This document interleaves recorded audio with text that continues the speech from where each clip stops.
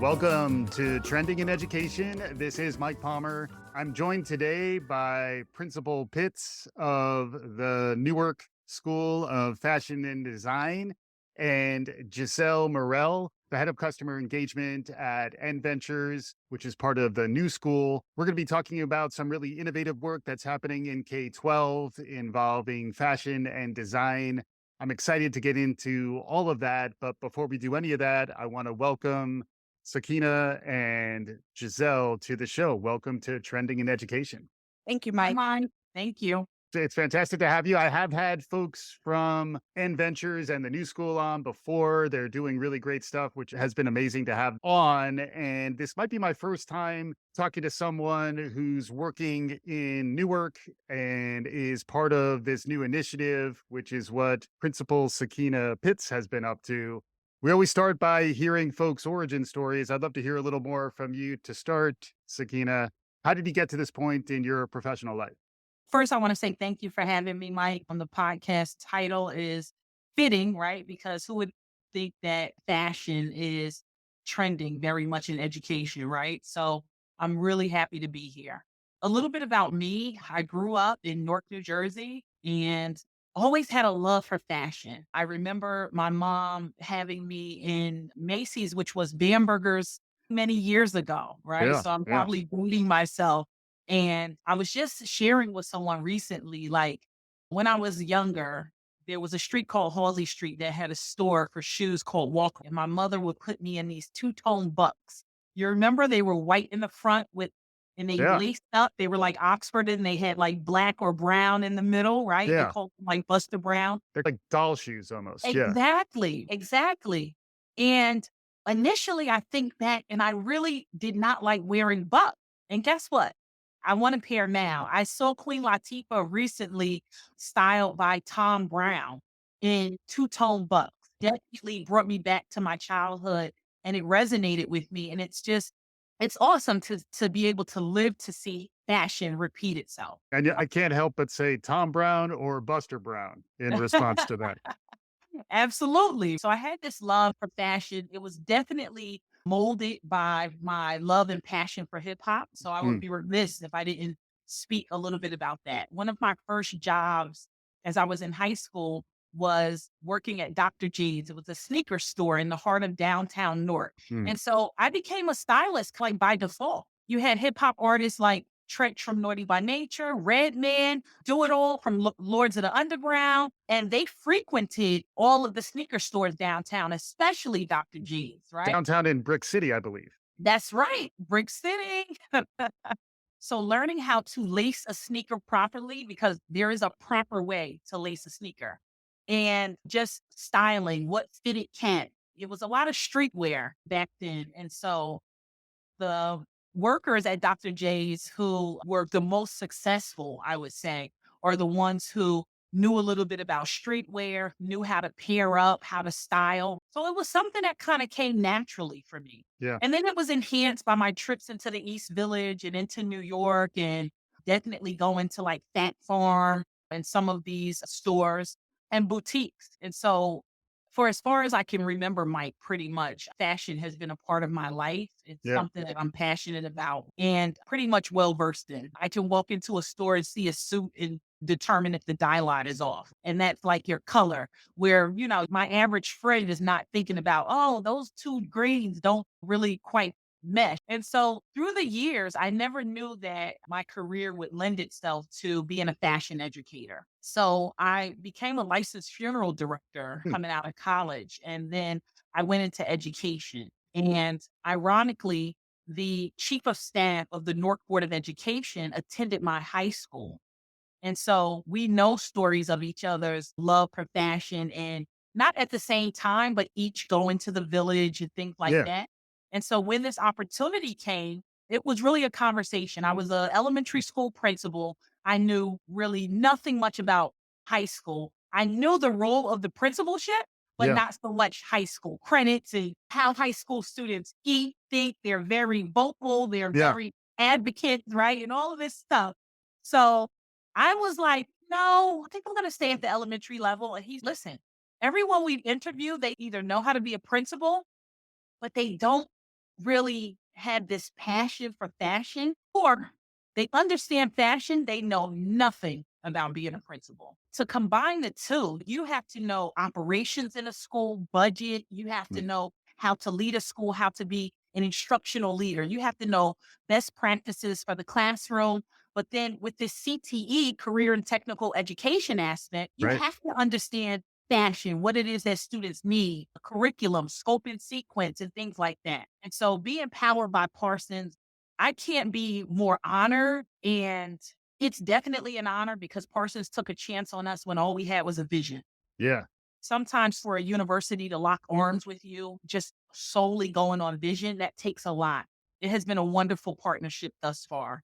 And impact of it for our students has been phenomenal as well. And so that's Yeah. just a little bit about me, a little bit about how I landed in this role as a fashion educator here within the Newark Board of Education. Yeah, that's awesome. And I could see how having someone with roots in Newark, with roots in fashion, then leading as the principal there makes you a perfect choice. And I'm excited to dig in a little further there. And then Giselle, more from the new school side and ventures. Can you catch us up on who you are, how you got there? And then maybe we can start to connect the dots between the two programs. Absolutely, Mike. My background really began. I'm a child of immigrants. I came to this country super young. My parents always really pushed for education and a career that would really stabilize us financially. So, really, no option but to find something that would bring the income, right? So, Yeah. essentially, I've been working since I was 15, worked through college, wound up at American Express at some point and spent a bulk of my career there.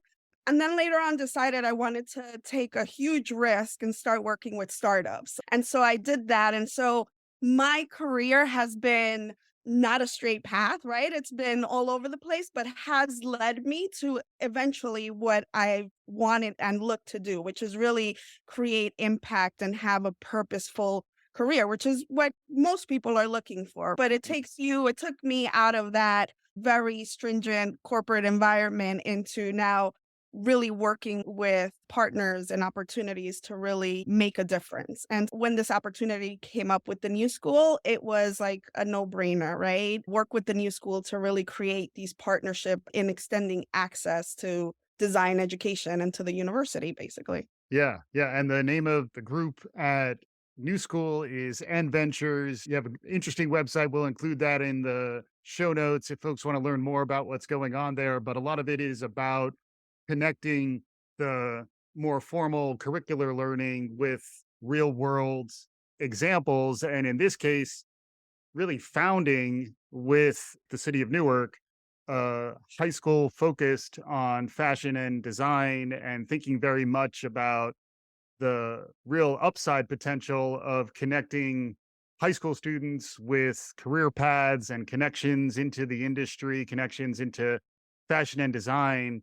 There's a lot about this that excites my imagination. I imagine our listeners feel similarly. And then, in terms of how long you've been out, maybe picking up with you, Principal Pitts, how long has this been going on? Where is this school in terms of its evolution?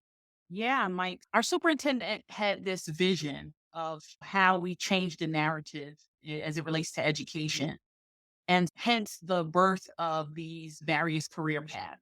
Although Newark School of Fashion and Design is one of the newest schools to the Newark Board of Education's fleet of high schools, also the birth of data science, information, and technology. And so it was this vision of creating these various career pathways for students and connecting them to the best, right? So data science, information technology, their industry partner is Microsoft. Hmm. Newark School of Fashion and Design, our industry, our academic partner is Parsons School of Design. Because who better than Parsons School of Design, which is a top fashion university globally, Yeah. to support us in this work. There will be a groundbreaking soon for a school, and when those students graduate high school, they will have certificates in HVAC and Hmm. engineering, Hmm. right? And so, again, it started from our 10-year strategic plan with the superintendent having a sound vision in mind for the career pathways and the educational pathways of a Newark student.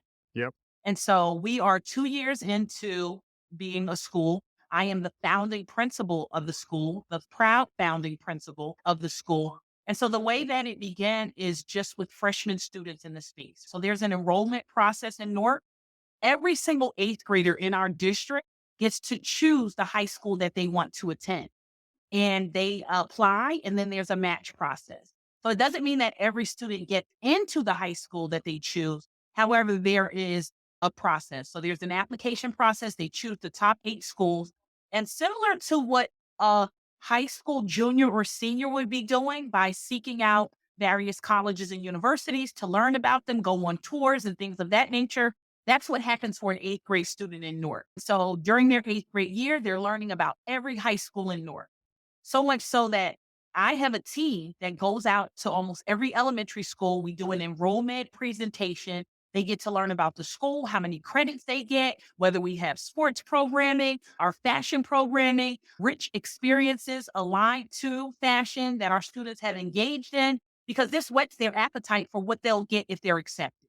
Yep. Then we have application criteria. These students have to apply. So what's good about Newark School of Fashion and Design is that the vast majority of students who are here, they want to be here. Hmm. They apply to be here. And so this is, like I said, a process that every eighth grade student in Newark goes through. We have 125 seats each year available to students. In the beginning, it started off a little slow. I think year one, we started with 115 students and ended that year with 92 students. Okay. Sometimes attrition, mobility, things like that, Also, right? this was right in the thick of the pandemic, right? Exactly, Mhm. exactly. And this year, we're a school of approximately 160 students. So we have about 80 students in our freshman class, 80 students in our sophomore class. Those are the classes of 2025 and 2026. And we will be matching 125 seats for the class of 2027, which will be our incoming freshmen. Yeah, you're just getting started and launched into some challenging times, which we could certainly talk about as well. But then also, very much part of the spirit of the school is that students are actually making things, they're getting familiar with building a portfolio and being more of a design professional. Giselle, could you weigh in a little bit on what Parsons is bringing to the conversation? Yeah. So Parsons really, as one of the leading schools in design, is working with Sakina, working with the district, the New York School of Fashion and Design, to really create a curriculum that exposes students to the industry, exposes them to the university, right? So not just skills based, but also theoretic based. So what does that look like in practice? But what Hmm. does that look like in theory as well? So really having the students work through that and get that insight and exposure to potential career paths that can happen post high school. It reminds me a little bit of Raj Chetty's work, where if folks are making connections across the spectrum, like what's their social capital like? Who are they getting to know? That's very much true within the world of fashion. And that's also a place where I would think, based on your background, Sakina, in some ways you understand from your lived experience, but then also what these students might be able to leverage, where there's some real advantages in terms of entryways into hip hop fashion and some of the other elements of Newark's culture. But then there's also connections into people who will hire you and will support you long term on a career path. Can you talk a little more about that? Yeah, absolutely. So the first thing I'll say, Mike, is that when I was a student here in Newark, I did have the opportunity to attend and graduate from one of our magnet high schools, which was Science High School. Mm. And so having a small school, going to a small school that's very intimate, every student by name, every student knows every adult in the space. They know who their go-to people are. However, every student here at Newark School of Fashion and Design, similar to my experience at Science High School, I had a double block of science every year. And so I received 10 science credits every single year. Our students receive 10 fashion credits every year. So it starts with them in their illustrations class. So in the freshman year, it's fashion, illustration, and history. And so those students are designing a tunic, right? And so they learn the history of the tunic. You can find a tunic in the Middle East. There are various styles of tunic. things of that nature. The first year is really about self-actualization, them understanding what they like, patterns, materiality, like Mm, really just the beginning and foundational stages of learning about fashion. yep. And then they move that work to the atelier. That's the workshop. And that's where they construct. So in the freshman year, it's fashion sewing basic. And so they're learning pattern making, how to put the sleeve on, different types of pockets, things like that, right? This work is cyclical, right? So you go into the illustrations room, you create a flat, you take it into the atelier, you begin to sew it. Oh, I want to change the pocket. You go back to illustrations, right? And so this happens during the course of the first year. I can definitely see the enhancement in the crosswalk of the curriculum as they get to their sophomore year. So in the sophomore year, that fashion history drawing class became fashion design and visual communication. And that fashion sewing class, the basic, became garment construction. And you can see the difference of a sophomore's work from a freshman's work. And so what Parsons allows us to do too is that I won't say so much emulate, but they have open studios where at Yeah. the end of the year you get to see the designs of their students, how they were able to document the process, things of that nature. So last year at the end of the year, we had open studios Yeah. and it was gallery walk of sorts where everyone, district officials could come and really see the work of the students. Mhm. They're able to articulate from designing the first concept to different renderings of their drawings to actually constructing their tunic. And some we had accelerated learning in the field where we have the availability for any student who wants to stay from 3 p.m. to 5 p.m. to attend Fashion Academy. And Mhm. so through that, there is an organization called Family Career Community Leaders of America, FCCLA, where our students are in their freshman year began to compete and began to compete on a national level. And Yeah. so it is Parsons curriculum by day, and then working on what they want to work on for competition in the afternoon. But all of it enhances their skill set and their ability in moving from the freshman year to the sophomore year. Yeah. What might be some challenges with that? A lot of students feel like I come here to create, I want to design what I want to design. So in the sophomore year, these students are advocates and they're like, the curriculum says that we're going to be doing uniforms and we have to interview other people, but we want to create for us.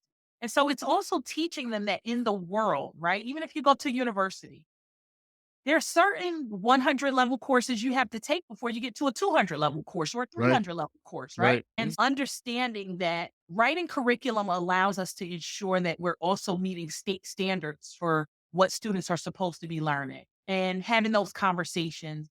It does become some level of compromise too, that if you move through this and you get it done in a certain amount of time, we can make provisions for you to create this. It does sound like it's a genuine exchange of information and communication and passion. And then it does remind me of a point I've run into a few times when talking to folks about design education and becoming a design professional is that a critical part of that is learning how to negotiate and accept feedback, work Yeah. with clients, work with partners. I imagine that's also something that is part of what you learn at a Parsons, where you're becoming more expert at the iterative feedback and group dynamics that are also a critical part of the design profession. But Giselle's work, right, is very impactful because Mike, we meet biweekly with Fidelity. It Mhm. doesn't matter if the stars are getting ready to fall from the sky. We have our biweekly meetings. We don't deviate from them. It's to the point like if we were supposed to meet on a Friday and we couldn't, maybe our schedules weren't aligned, we're definitely meeting that Monday. Yeah. Right. And what that allows us to do is Giselle helps us navigate all the nuts and bolts. So if it is just that the professors at Parsons who design the curriculum need to check in with my teachers, that meeting happens with Giselle and her team, shoring those aspects up. If there is an opportunity to talk about this work on a national front, Giselle and her team in Ventures is making that happen. If there are maybe we're having back to school night or something where we're bringing our parents into the space or we're having a panel. or industry speakers, right? Giselle and her team are so not only just from the curriculum standpoint, but any aspects totally aligned to the partnership. And that work is very critical. It's work that is definitely necessary too. I couldn't even see doing this work without those additional support pieces. So that reach back from the university, like I said, it's a very integral part of the work that we're doing. What Sakina really, part of what she was saying is that the importance of that partnership piece, right? So the curriculum essentially could be delivered, but how do we ensure then that the students really are taking in that curriculum? And there are so many outside factors that influence what the students are taking in. And so through conversation, through a real partnership, right? That's where we identify where are the challenges here and what adjustments do we make as we go to Mhm. ensure the success of this, right? To ensure Right. that students are getting from this as much as they can and that it is setting them up for success post high school in whatever capacity that means. Because part of this is understanding that high school to college, the path isn't necessarily linear. It can deviate and it could be high school to industry and then to college. So, how do we expose students to those pathways so that they have a full purview of what their options really are? Yeah. And it's interesting also that you're just 2 years in and you're really moving forward with that first class as you're thinking about how do we scale this and how do we get fully operational. I guess in the next couple years, you'll have all 4 years in there at the same time. And I imagine this is still part of the 10-year plan and strategic vision and these types of things. On that note, it'd be great to look ahead a little bit and also maybe look outside too. It does sound like there's elements of this model that are probably worth replicating or worth showcasing so that if other folks want to do similar things, maybe y'all have some insights into how that might work. Open to whichever of you are ready to talk about it, but I'd love to get some forward thinking around where this might go, specifically in Newark. And then also maybe any lessons for folks out there if they want to think about how they might be able to launch a similarly successful partnership. I can speak to how this can be expanded outside of just Newark. Again, every district has a different strategic vision and a different plan. And it may not be a vocational high school that's only focused on fashion, but there are aspects of the curriculum and this programming that can be integrated into the current curriculum course in another high school. Or let's not just think about your 8 to 3 course, but what happens after school too, right? There's possibilities there as well, right? Mhm. Where it's more about exposing those students to these pathways. And that's the lens to view it from, because I read a stat somewhere that 75% of high school students aren't clear on what their pathway is afterwards. That comes from not knowing the options that are out there.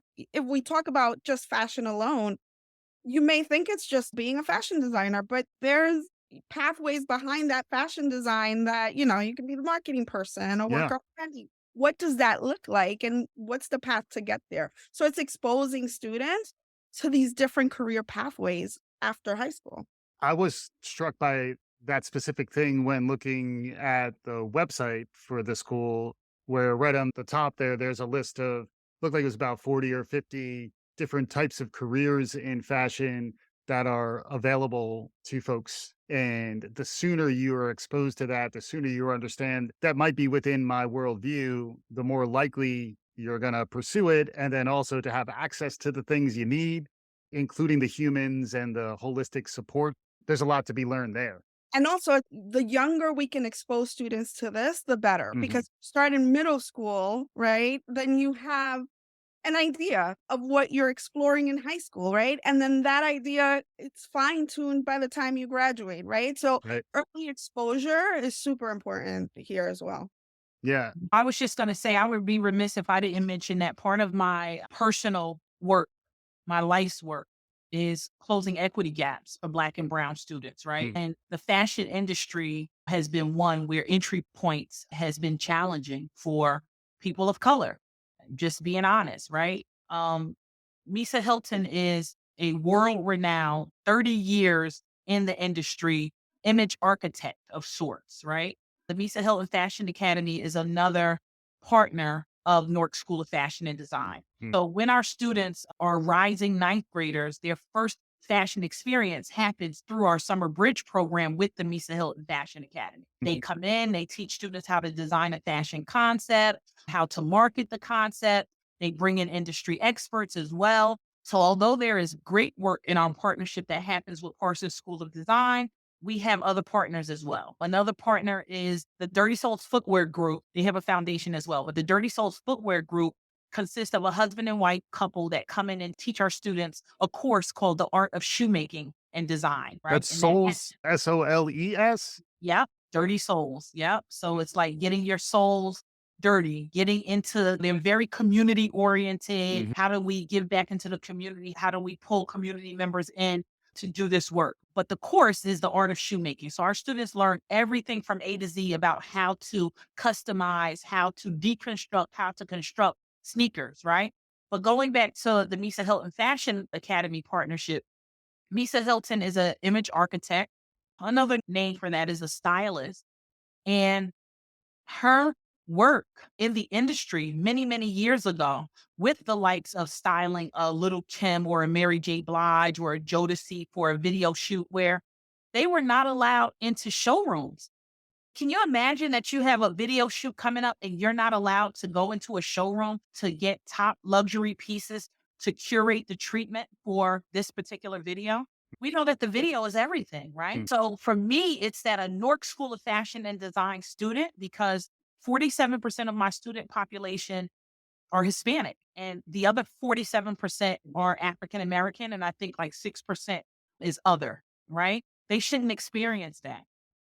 We need to live in a world where, their foundational learning and their knowledge and expertise is enough to get them into room that they might not have been able to otherwise. And that these experiences that we are curating for students lends itself to internships at PBH Court, at J. Crew, at LVMH, right? So next month, I'll be taking a group of students to LVMH headquarters, Louis Vuitton, Hennessy, Moet, right? So to your point, these experiences are very important. And it's very important that we here at Newark School of Fashion and Design create a direct pipeline to Parsons School of Design. FIT is a public university, but Parsons is private. And we need to make sure that we have our students at Parsons School of Design. We know that every student won't get accepted into Parsons School of Design, but every student should be ready. And that means that as we begin to curate these electives for them for their junior and senior year, and that we write curriculum, that they are able to brand themselves, right? So it's not just about creating beautiful garments and learning how to sew, but then um, how do you market yourself, right? As a brand and that your portfolio is worthy of acceptance, just like any other student in the world that would get accepted, right? Yeah, yeah. So these are the things that are really important. And these are the deep conversations that we're having. Like when we meet, it's like Giselle Parsons in Ventures is like, so Sakina, what does a Newark School of Fashion and Design graduating senior look like? We have to go that far in advance to know what it is that we need to do now to ensure that happens. And Right. so that is some of the critical work that is also taking place right now as we speak. Yeah. It does make me wonder a bit too about the future of work, which is something we talk about a lot. And fashion in particular is something that changes. That's the nature of it. It's always reinventing itself. That paired with technology changes and some of the innovations. For years, I couldn't get through an episode without talking about the pandemic. Now I can't get through an episode without talking about artificial intelligence.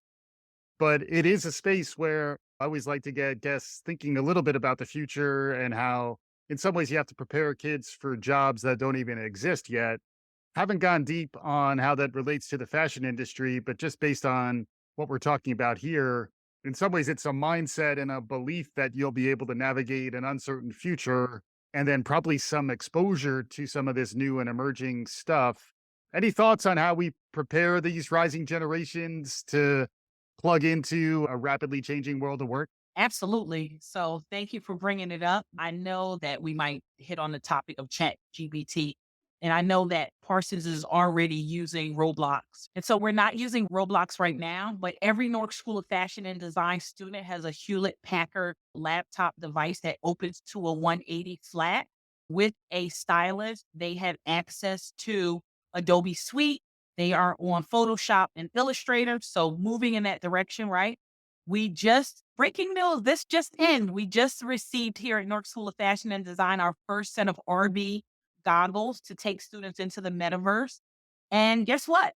We're also playing around with Midjourney, right? So this is an artificial intelligence platform where if I say, create me overall in black and white for a size 14 plus size model on the runway, guess what? Midjourney is going to create 4 different looks.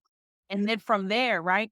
It's not like to take the creativity, because my only like concern with AI, especially as students begin to use it like in an English class to write. Old school education says, do you really understand writing as a process? And that students have to know how to hook the reader or transition from one paragraph to the next. And so AI is now like doing that, right? We should be teaching students how to create, but also to teach them that artificial intelligence is a tool that can support them. And Yeah. guess what?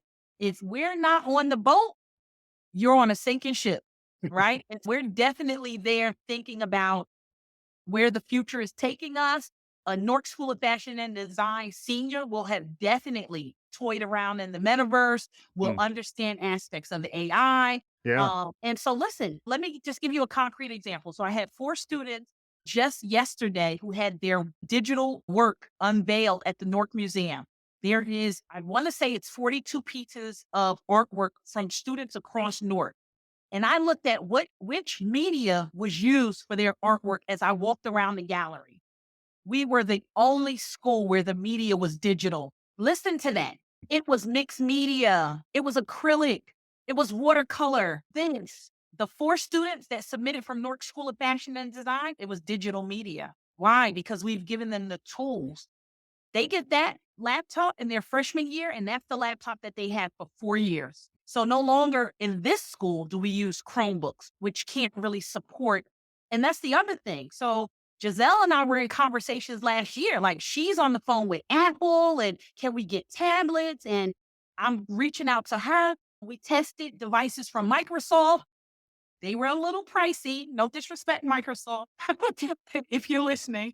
But also, Microsoft's device was very delicate too. Mhm. So, thinking about a high school student and lockers and things Yeah. like that, HP just had a device that was cost efficient, that was durable, that did what we needed it to do. But it didn't happen without the support from Parsons and going into a think tank to really. So Yeah. when I talk about every aspect of this partnership, like, I can go on Yeah. about how we ensure that we're moving in the best direction. We're using the best resources. We have the best tools, everything for our students to be successful. Yeah. Yeah. Eh, Um, Mike, going back to your question about the future of work, when we think about the skills that students are learning, one of those skills that transfers to any industry, right, is creativity and how Yes. you think about the process and what your output is and what you're doing, right? And yes, there's tools, and yes, we're learning new tools, and Chat GPT is there, but how do you use Chat GPT creatively to solve a problem? And so, in my opinion, I have 2 teenagers, and that's the conversation that happens here a lot when they're like, I'm using ChatGPT for my homework. And I'm like, okay, but how are you asking the question that you're Mhm. putting into ChatGPT, right? To get the answer that you're looking for. What's the thought process behind that? Right. And all of this is a teachable moment, not just for high school students, for wherever you are in your career. It does feel like a bit of a wake up call that the world keeps changing. You got to stay on top of things. You got to keep an eye out for trends. Fortunately, this is a trend spotting podcast, and we're talking to a school of fashion who's doing innovative work. So hopefully, this conversation has been engaging for our listeners. I've certainly learned a lot already. I think we're getting close to conclusion here. So, for final thoughts, maybe let's start with you, Giselle, and then we'll wrap up with Principal Pitts. But any final thoughts, things to reinforce for our listeners as they head back to their lives?